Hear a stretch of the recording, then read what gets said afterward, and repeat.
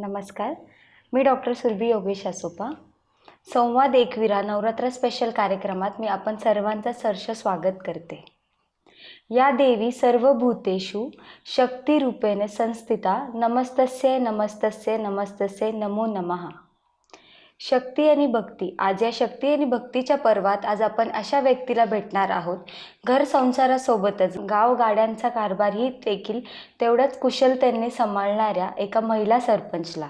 राजकारणामध्ये महिलांनी स्वतःच्या पायावर 50% वाटा मिळवलाच आहे आणि हेही सिद्ध करून दाखवलं आहे की ती किती सुंदर पद्धतीने राजकारण हे करू शकते. असे म्हटले जाते की जिच्या हाती पाळणाची दोरी ती जगात उद्धारी. मुलगी शिकली आणि समाजाचीही प्रगती झाली हे आता सर्वसामान्यांना मान्यही झाले आहे. पिंपळगाव माथा संगमनेर तालुक्यातील पठार भागामध्ये अत्यंत दुष्काळी भाग, परंतु महिला राज्यामुळे या गावाचा विकास सगळ्यांना थक्क करणारा आहे. आज आपण एकविरा फाउंडेशन मार्फत महिला सरपंचला भेटणार आहोत, सौ सविता सारंग पांडे यांना. त्या पिंपळगाव माथाच्या सरपंच आहे. त्यांनी एवढं सुंदर पद्धतीने गावाचा कारभार हाती घेतला आणि एक महिला एवढ्या सुंदर पद्धतीने गावाचा कारभार करू शकते यांचे मूर्तिमंत उदाहरण म्हणजे सौ सविता पांडे आहे. जलसंधारण विषय असो किंवा आरोग्य विषय असो, खरं तर त्यांचं सरपंचपद त्यांना कोविड काळात मिळाला. त्यांनी एवढ्या उत्तम पद्धतीने गावांचा सगळ्या व्यक्तींची एवढी छान पद्धतीने काळजी घेतली व सगळ्यांना क्वारंटाईन करण्यापासून असेल की वॅक्सिन घेण्याबद्दल असो किंवा अन्न जल पाणी हे सगळ्या गोष्टींवर त्यांनी खूप सुंदर पद्धतीने सगळ्यांना सांभाळलं. तर आज आपण सविता ताईसोबत मनमोकळेपणाने संवाद साधूया. नमस्कार ताई. नमस्कार. सर्वप्रथम आपलं खूप खूप अभिनंदन. आज आम्ही पहिल्यांदा पिंपळगाव माथा येथे आलो. येताना आम्ही तुमचं काम बघितलं आणि खूप सुंदर पद्धतीने तुम्ही गावाचा कारभार केला आहे. गावाबद्दल तुम्ही कसा कारभार केला आणि कसं तुम्ही सगळ्यांचे मन जिंकले, इथं तुम्ही तुमचे 2 शब्द सांगा. नमस्कार. मी सविता पांडे, पिंपळगाव माथा सरपंच. सर्वप्रथम मी नवरात्रीच्या सर्व नवदुर्गांना खूप खूप शुभेच्छा देते आणि जयश्रीताई आणि एकविरा फाउंडेशनला पण खूप धन्यवाद करते की त्यांनी नवरात्रीच्या काळात माझा मुलाखत घेण्याचे ठरवलं. तुम्ही मला प्रश्न खूप छान विचारला की आपण या कामाची सुरुवात कशी केली. मी 2021पासून सरपंच आहेत. कोरोनाचा काळ होता, त्या काळात मी सरपंच झाले. खूप सगळी आव्हानं होते आणि या आव्हानाच्या काळामध्ये मला सरपंच म्हणून काम करावं लागलं. तुमच्या माहेरकडचं पार्श्वभूमी काय आहे? माझं माहेर हे कोपरगाव तालुक्यातील उक्कडगाव येथे आहे. आम्ही 5 बहिणी आणि 1 भाऊ. आमची परिस्थिती तशी मध्यम स्वरूपाची होती. माझे वडील टेलर काम करतात आणि आमच्या घरचा शेतीचा व्यवसाय पण आहे. माझं शिक्षण हे 9वीपर्यंत झालं. काही अडचणींमुळे मला पूर्ण शिक्षण करता नाही आलं, शिक्षणाची आवड असूनसुद्धा. त्यामुळे माझं शिक्षण 9वीपर्यंतच झालं. एक मनात ती खंत होती शिक्षणाची, पण ते करता नाही आलं मला खरं तर. तुमचं शिक्षण 9वीपर्यंत झालं, तर असं कमी शिकल्यासारखं तुम्हाला वाटलं असेल. अशा कोणत्या क्षणी तुम्हाला वाटलं की शिक्षण माझं कमी झालं आहे असं? खरं तर माझं लग्न 2003ला झालं. लग्नानंतर माझे मिस्टर सामाजिक क्षेत्रात काम करायचे आणि त्यावेळेस मी त्यांच्यासोबत वेगवेगळ्या कार्यक्रमांना जायचे. तेव्हा मी बघायचे की वेगवेगळ्या कार्यक्रमात वेगवेगळ्या कार्यकर्त्या खूप छान बोलतात, खूप छान काम करतात. तेव्हा कुठंतरी कमी जाणवायचे, अरे आपणही असं कार्यकर्ती होऊ शकतो का, आपणही असं बोलू शकतो का. आणि त्या क्षणी मला आपणही शिकलं पाहिजे हे माझ्या डोक्यात आलं आणि खरं तर तेव्हापासून माझी शिक्षणाला सुरुवात झाली. तुम्ही बालवाडी शिक्षिका होतात, मग या राजकारणात कसं काय आलात? खरं तर मी ज्यावेळेस बालवाडी शिक्षिका म्हणून काम करत होते त्यावेळेस माझा महिलांच्या संदर्भात खूप संपर्क यायचा आणि त्यावेळेस मुलं पण यायची त्यांची शाळेत, त्यावेळेस महिला पण त्यांच्यासोबत यायच्या. मग त्यावेळेस मला असं वाटलं की आपण बचत गटाचं पण काम करावं. मी 2007 सालापासून बचत गटाच्या कामाला सुरुवात केली आणि घुलेवाडी या गावामध्ये मी 40 महिला बचत गट स्थापन केले त्यावेळेस. आणि खरं तर ही माझी कामाची सुरुवात तेव्हापासूनच झाली. बचत गटाचं काम करत असताना मी आरोग्याच्या याच्यात पण लोकपंचायतसारख्या संस्थेत काम केलं. त्याचसोबत महिलांमध्ये सेंद्रिय शेती कशी करावी त्या संदर्भात काम केलं. आरोग्याच्या प्रश्नाबद्दल, महिलांचं आरोग्य खूप महत्त्वाचं आहे, तर त्या संदर्भात पण मी संगमनेर तालुक्यात 10 प्राथमिक आरोग्य केंद्रात काम केलं की लोकांना हमीच्या आरोग्यसेवा मिळाव्यात यासाठी. आणि मग हे सगळं काम करत असताना आम्ही यासोबत ग्रामपंचायतीमध्ये पण जायचो. तिथल्या सगळ्या सरपंच असतील, ग्रामपंचायत सदस्य असतील किंवा इतर यंत्रणा असेल त्यांच्याशी संपर्क यायचा आणि सतत मनात असं वाटायचं की खूप सगळ्या योजना असतात, खूप सगळ्या वेगवेगळ्या योजनांचा आपल्याला कसं लोकांना लाभ देता येईल. आणि ज्यावेळेस मी बचत गटाचं काम करायचे तर माझ्या महिलांना पण असं वाटायचं की आपल्या ताईंनी एक वेगळं काम करावं, त्यांनीसुद्धा राजकारणात यावं. म्हणून त्या सर्वांचं प्रतिनिधित्व म्हणून मी खरं तर राजकारणात आले आणि मला म्हणजे आवड पण होती की आपण योजना लोकांपर्यंत पोचवाव्यात तळागाळामध्ये, म्हणून मी राजकारणात आले. ताई, तुम्ही बोललात की तुम्हाला सरपंच पद हा कोविडच्या काळात मिळाला. कोविडचा काळ हा ॲक्च्युली खूपच चॅलेंजिंग होता, कारण की तेव्हा तुम्हाला जास्त काम तुम्ही केलं असेल पण कोविडमध्ये लोक घराच्या बाहेर नाही पडली. तर तुमच्यासाठी तो कसा फेज होता का वॅक्सिन वगैरे गावाच्या लोकांपर्यंत पोचले पाहिजे, औषधे असतील ते, कारण की ते शहरापर्यंत जाऊ नाही शकत त्या टायमिंगमध्ये, सगळं बंद होतं. तर तुम्ही कसं काम केलं आणि तो चॅलेंज कसा तुम्ही फेस केला? खरं तर कोविडच्या काळामध्ये खूप सगळी आव्हानं होती. ज्यावेळेस मी सरपंच पदाचा कारभार स्वीकारला त्याच वेळेस कोविडचा काळ चालू होता आणि खरं तर ही सर्व कामं करत असताना कोविडचा काळ चालू असल्यामुळे विकास कामं पण करता येत नव्हती आणि खूप सगळी आव्हानं पण यायची. त्याच काळामध्ये लोक घराच्या बाहेर पडत नव्हती. बाहेरून जे लोक येत होती, जे शहरात राहत होती ते गावाला येत होती, त्यांना क्वारंटाईन करण्याचं काम होतं. तर त्यावेळेस पण खूप अडचणी आल्या की त्यांना असं वाटायचं की आम्ही गावात येतोय, हे का आम्हाला विलगीकरण करताय. पण नातेवाईक पण एकमेकाचे असायचे, खूप सगळे प्रश्न त्यावेळेस निर्माण व्हायचे. पण त्यावेळेस गावाची साथ ही खूप महत्त्वाची असते, तर ती त्या काळात मिळाली.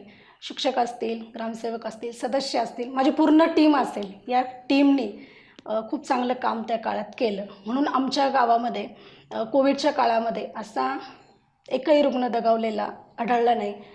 कोविड लसीकरण करताना सुद्धा आम्हाला खूप अडचणी आल्या, कारण आमच्या गावात रेंज नाही आहे. त्यामुळं लसीकरण करणं पण खूप अवघड होत होतं आणि आमच्या गावाला 3 वाड्या आहेत. तिथं जास्त आदिवासी समाज असतो. मग त्यांना असं वाटतं आपण का लस घ्यायची, आम्हाला काही होत नाही. त्यामुळं त्यांच्यामध्ये जाऊन प्रबोधन करणं असेल तर हे पण खूप अवघड काम होतं. ते बोलायचे आम्हाला काही लस घ्यायची नाही, आम्हाला काही होत नाही.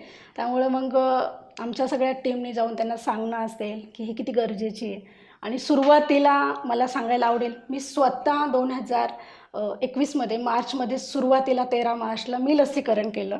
मी स्वतः घेतले आणि मग मला काही झालं नाही, आता तुम्ही पण घ्या. तेव्हा एक जण असं घ्यायला लागलं आणि तेव्हापासून एका वाडीवर आम्ही लसीकरण करायला सुरुवात केली आणि त्यामुळं चांगल्या प्रमाणात प्रतिसाद मिळायला लागला. 100% नाही म्हणणार मी, पण एक व्यवस्थित प्रतिसाद मिळाला. खूप छान, कारण की हे सोपं नाही आहे की सगळ्यांना सांगणं, त्यांना वॅक्सिनसाठी प्रोत्साहन करणं, याला खूप म्हणजे तुमची खूप मेहनत गेली, कारण की लोक ऐकत नाही, कारण की ते आपल्यापेक्षा वयाने मोठे असतात, तर ते थोडं डिफरन्स येतच. माझा पुढचा प्रश्न असा आहे तुम्हाला ताई, की महिला सरपंच म्हणून जेव्हा तुम्ही हा स्वीकारला पद, तुम्हाला काय चॅलेंजेस खूप वेगळे झाले, कारण की ॲज अ पुरुषांना ते खूप सोपं होऊन जातं काम करायला, पण महिलांना खूप चॅलेंजेस असतात आणि लोकांनी पण ते एक्सेप्ट करणं हे पण खूप मोठा प्रश्न आहे. तुम्हाला लोकांनी खूप आपुलकीने एक्सेप्ट केलं आहे, तर तुम्ही काय बोलणार त्याच्याबद्दल? खरं तर तुम्ही म्हटलात की खूप आपुलकीने ॲक्सेप्ट केलं, हे बरोबर आहेत. पण ज्यावेळेस सुरुवातीला मी सरपंच म्हणून काम करत होते, तर म्हणजे जेव्हा एखाद्या महिला सरपंच असेल तर बऱ्याचदा तिचा नवरा सरपंचपती म्हणूनच खुर्चीवर बसतो. पण तसं माझ्या बाबतीत झालेलं नाही आहे. मला माझ्या मिस्टरांनी ह्या सर्व कामामध्ये खूप सपोर्ट केला. म्हणजे त्यांनी मला मदत केली, इंटरफेअर कधीच केला नाही. म्हणजे हस्तक्षेप त्यांचा नव्हता या सगळ्या याच्यामध्ये. त्यामुळं मला ह्या निमित्ताने सर्व महिलांना हे सांगावंशी वाटतं की आपण सरपंच असताना स्वतः या सरपंच म्हणून स्वतः काम करा आणि म्हणजे आपल्या नवऱ्याची मदत घ्या, पण पूर्णपणे त्यांना त्याच्यात इंटरफेअर करू देऊ नका, असं मला या निमित्ताने सांगावंशी वाटतं. तर आपण आव्हानं मला विचारले. खरं तर माझं पहिलं आव्हान माझ्यासमोर असं होतं, मी ज्यावेळेस सरपंच झाले फेब्रुवारी 2021ला आणि पहिलीच माझी मीटिंग होती. माझे ग्रामपंचायतचे कर्मचारी जे होते ते मीटिंगमध्ये आले आणि मला म्हटले की मॅडम आपल्याला पाणी बंद करावं लागेल. मला एकदम प्रश्नच पडला, शॉक झाल्यासारखं, का पाणी बंद करावं लागेल? तर म्हणलं मॅडम नाही, आता उन्हाळा चालू झाला, आपण जे नळाने पाणी देतो ना ते आपल्याला बंद करावं लागेल. आणि हे दरवर्षीच आपण करतो. गेल्या 12 वर्षापासून आपण फेब्रुवारी महिन्यामध्ये नळाचं पाणी बंद करत असतो. लोक ओढून पाणी आणतात. माझ्या डोळ्यासमोर एकदम गावातलं सगळं चित्र दिसलं की सगळ्या पाणी आणायला जाणाऱ्या महिला डोक्यावर हंडा घेऊन, आणि खूप वाईट पण वाटलं. पण 12 वर्षापासून करत होते. एका महिन्यात सरपंच आपण झालो आहे. लगेच तर आपण निर्णय नाही बदलू शकत, पण ती मनात कुठेतरी एक खंत माझ्या होती. मी पण पाणीबंदीचा निर्णय घेतला आणि तेव्हापासून मनात एक निर्णय घेतला की अरे, आपण पाण्यासाठी काम केलं पाहिजे. आणि तेव्हापासून खरी माझ्या कामाला सुरुवात झाली. कोविड असल्यामुळे खूप सगळ्या अडचणी पण आल्या, पण मी खरं तर वेगवेगळ्या अधिकाऱ्यांशी असेल, वेगवेगळ्या संस्थांशी असेल संपर्कात असल्यामुळे मला ह्या सगळ्या कामात लोकपंचायत असेल, वनराई असेल, जय हिंद युवा मंच असेल, खूप मदत झाली. म्हणजे यशोधन कार्यालयाची पण खूप सगळी मदत झाली. तर मी जलसंधारणाची खूप कामं ह्या 3 वर्षात केली. त्याच्यामध्ये मला सांगायला आवडेल तुम्हाला, 3 सिमेंट बंधारे, त्याच्यानंतर लूज बोल्डर असेल, डीप CCT असेल, त्यानंतर शेततळी असेल, किंवा म्हणजे अशी अनेक प्रकारची जी कामं आहेत तर ती मी जलसंधारणाची केली. त्यातून पाणी प्रश्न सोडवण्यासाठी मदत होईल. दुसरं एक महत्त्वाचं काम जे आहेत की ज्यावेळेस उन्हाळा सुरू होतो तर माझ्या गावात जे आहेत गावठाण, तिथं पाणी नाही राहायचं आणि जी शेजारची विहीर होती तिला पाणी असायचं. तर मग यावेळेस मी नळजोड प्रकल्प केला, म्हणजे गावाला पण पाणी मिळेल. म्हणजे विस्तारीकरण पण केलं, त्यामधून गावाला पण पाणी मिळालं. त्याचबरोबर सेंद्रिय शेतीचं पण गावात मी काम त्या काळात केलं. त्यामुळं एक चांगला महिलांमध्ये प्रबोधन पण झालं आणि त्या स्वतःच्या आरोग्यासाठी पण एक चांगलं काम करायला लागले. जलसंधारण विषय आणि आरोग्याविषयी तुम्ही एवढ्या चांगल्या पद्धतीने गावाचा पूर्ण कारभार सांभाळला आणि एक महिला एवढ्या सुंदर पद्धतीने गावाचा कारभार करू शकते, हे तुम्ही एकदम मूर्तिमंत उदाहरण आहे.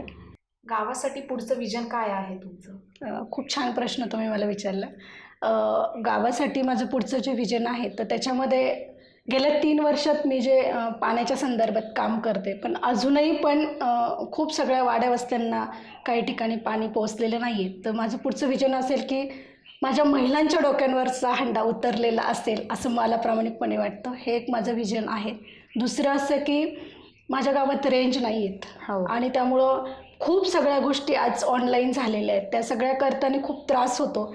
तर माझं विजन आहे की पुढच्या काळामध्ये ते एक रेंज गावात आलेली असेल आणि एक ऑनलाईन शिक्षण, ऑनलाईन व्यवस्था मला कशी करता येईल ते एक आहे.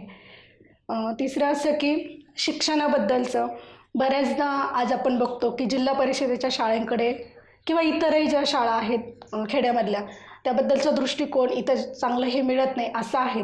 तर माझ्या डोक्यात असं आहे की भविष्य काळात त्या शाळा, कारण आजही माझी शाळा खूप चांगली आहेत आणि अजून त्याचा जो शिक्षणाचा दर्जा असेल तो कसा वाढवता येईल, मुलांना डिजिटल याच्यामध्ये कसं आपल्याला पुढं नेता येईल, हे एक माझं विजन आहे. महिलांसाठी तुम्ही काय काम केलं, म्हणजे कोणत्या गोष्टींवर जास्त फोकस केलं? त्यांच्या आरोग्याविषयी असो किंवा मुलींच्या अभ्यासाविषयी असो, तुम्ही कशा गोष्टींवर तुम्ही फोकस केलं? महिलांच्या संदर्भात खरं तर मी 2007 सालापासून काम करते बचत गटाचं, त्यामुळे मला या कामाची आवड पण आहे. माझ्या गावामध्ये मी 2010 पासून महिला बचत गटाचं काम करत होते, त्यामुळेच तर खरं तर मी सरपंच झाले. आणि आज माझ्या गावात 19 बचत गट आहेत. तर त्या महिला बचत गटांना रोजगारासंदर्भातली ज्या काही संधी असतील त्या मी उपलब्ध करून दिल्या. सेंद्रिय प्रकारची शेती कशी करावी ती त्यांनी केली. आज आपण बघतो बऱ्याचदा गावरान वाण नष्ट होत चालले, पण मला अभिमान आहे माझ्या गावातल्या महिलांनी गावरान वाण हे जतन करून ठेवले. त्याची आपण फक्त पैशाची बँक ऐकतो, तर आमच्या गावातल्या महिलांनी बियाणं बँक केलेली आहे आणि त्याच्यात 151 प्रकारचे बियाणे त्यांनी संवर्धन केले. जे जुनं वाण आहे ते संवर्धन केलेलं आहे.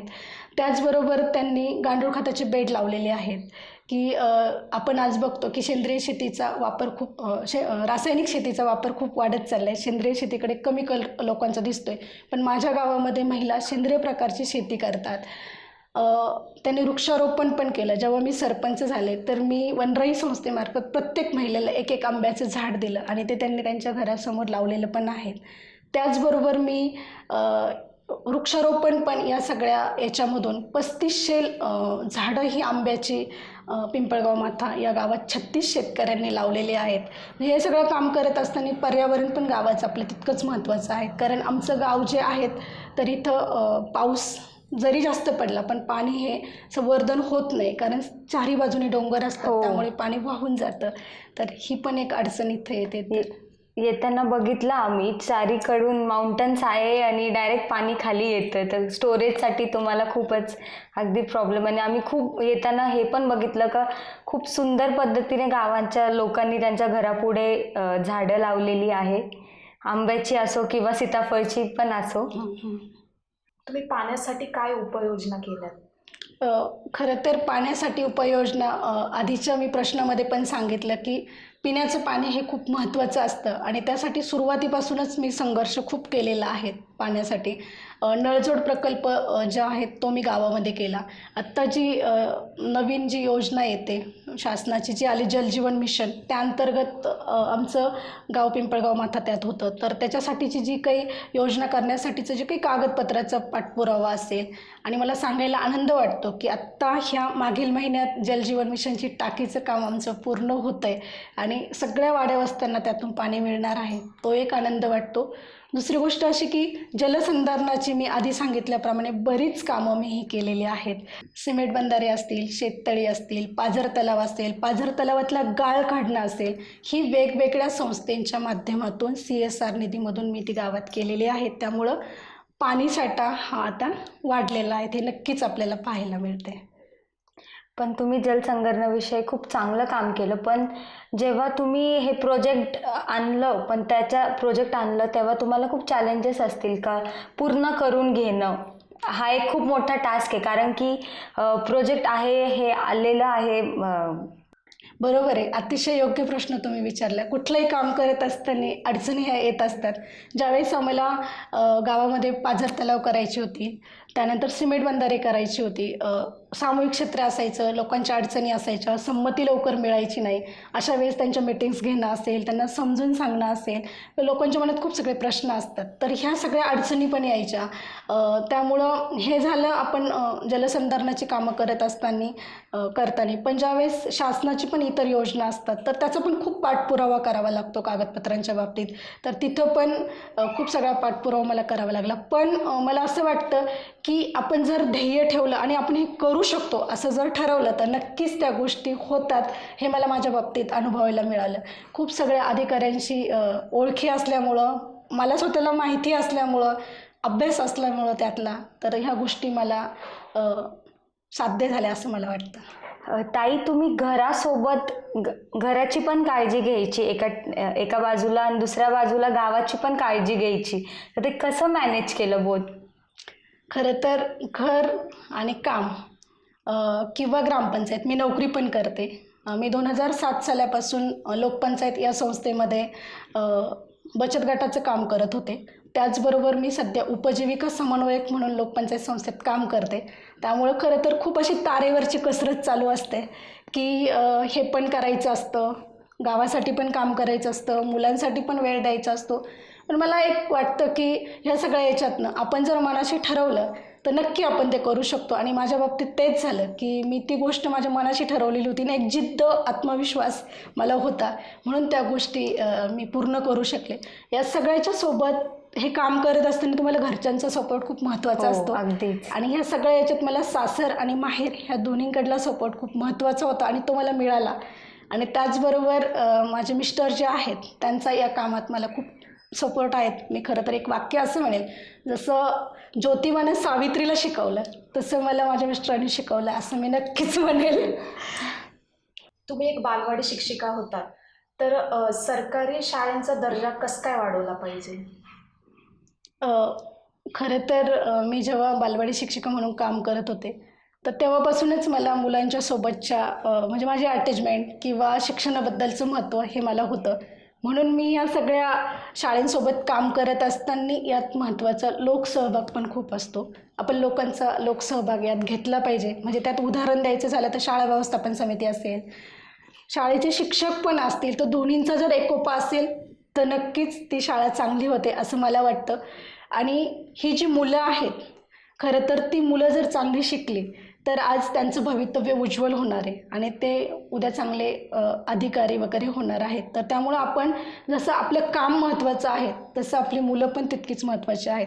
त्यामुळं प्रत्येक पालकांना मी असं आव्हान करेल की आपण आपल्या मुलांकडं पण तितकंच लक्ष दिलं पाहिजे. मी असं म्हणणार नाही की आईनीच लक्ष दिलं पाहिजे. आई आणि वडील दोघांनी आपल्या पालकांकडे लक्ष दिलं पाहिजे. नुसतं शिक्षक शिकवतात असं नाही, तर आपण पण घरी पण त्यांना शिकवलं पाहिजे असं मला वाटतं. ताई, तुम्ही बोललात का गावामध्ये रेंज नाही आहे, नेटवर्क नाही आहे. कधी तुम्हाला एकदम काही महत्त्वाचा निरोप असेल, जसं तुम्ही तर रोज येतच असणार सकाळी, पण कधी असं होतं की एकदम महत्त्वाचा निरोप आहे, गावापर्यंत पोचवायचं आहे किंवा काही काम आहे, तर मग तुम्ही कसं संपर्क साधतात गावाकडच्या लोकांसोबत? खरं तर रेंज जी आहे ती आमच्या गावात मेन गावठाणमध्ये नाही आहेत, पण आजूबाजूला जे आहेत तर तिथं आहेत. माझे ग्रामपंचायतचे कर्मचारी असतील, त्यांच्या याला मोबाईलला रेंज असते, तर ते गावाच्या वरच्या बाजूने राहतात, तर मग अच्छा. मी निरोप त्यांच्यापर्यंत देते. किंवा आम्ही ज्या महिलांच्या मीटिंग्स वगैरे असतात, तर त्या मीटिंगच्या माध्यमातून पण खूपदा या सगळ्या गोष्टींवर बोलत असतो, माहिती देत असतो. कारण आमचे जे बचत गट आहेत तर ते एक महिलांशी संपर्क करण्याचं माध्यम असतं, योजनेची माहिती देण्याचं.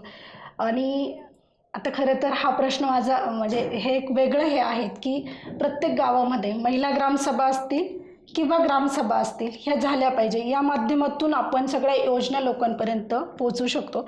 म्हणून मी माझ्या गावात महिला ग्रामसभाही होते आणि ग्रामसभाही होते. महिला ग्रामसभेमध्ये ज्या काही योजना असतील, महिलांच्या संदर्भातल्या असतील, प्रश्न असतील त्यांचे काही आरोग्याच्या संदर्भातले, ते आम्ही ग्रामसभेत मांडतो.